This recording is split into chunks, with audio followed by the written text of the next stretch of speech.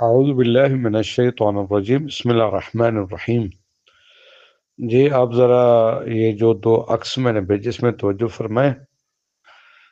ایک تو آپ کو یہ متوجہ کرانا ضروری ہے کہ اثر جو حلق کے 3 حصے ہیں ان کے عربی میں 3 نام ہیں۔ ایک ہے ادنی حلق، یعنی حلق کا وہ حصہ جو اوپر زبان کی جڑ کے ساتھ ملا ہوا ہے، اس کو کہتے ہیں ادنی حلق، اور اس سے 2 حرف ادا ہوتے ہیں، غین اور خا۔ وسط حلق عین اور حا، اور ایک ہے اقصا، الف قاف صاد اور چھوٹی ہے اور اس کے اوپر کھڑا الف ہے، اقصا حلق۔ اقصا حلق سے مراد وہ جو حلق کا حصہ ہے جو سینے کے ساتھ ملا ہوا ہے۔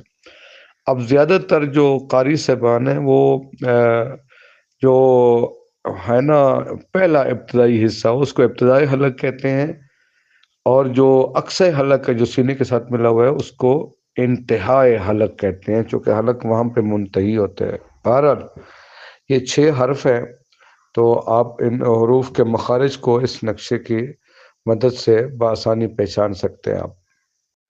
تو سب سے پہلے تو غین اور خا۔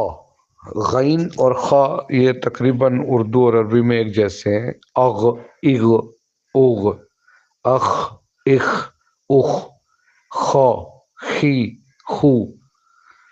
اس پہ زیادہ پریکٹس کی ضرورت نہیں ہے، لیکن جو 2 حرف وسط حلق سے ادا ہوتے ہیں، ہا اور عین یا عین اور ہا، اس پہ بہت زیادہ توجہ کرنے کی ضرورت ہے۔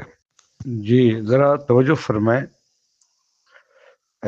ہا زبر ہا، میں نے عرض کیا تھا جو ہا ہے وہ وسط حلق سے ادا ہوتا ہے، یہ آواز آنی چاہیے، ہا، ہی، ہو،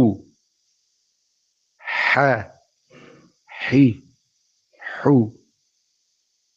اور اگر اس سے پہلے زبر زیر پیش ہو تو اس طرح پڑھیں گے، بہت توجہ کریں، اح، اح، اوح، اح، اح، اوح،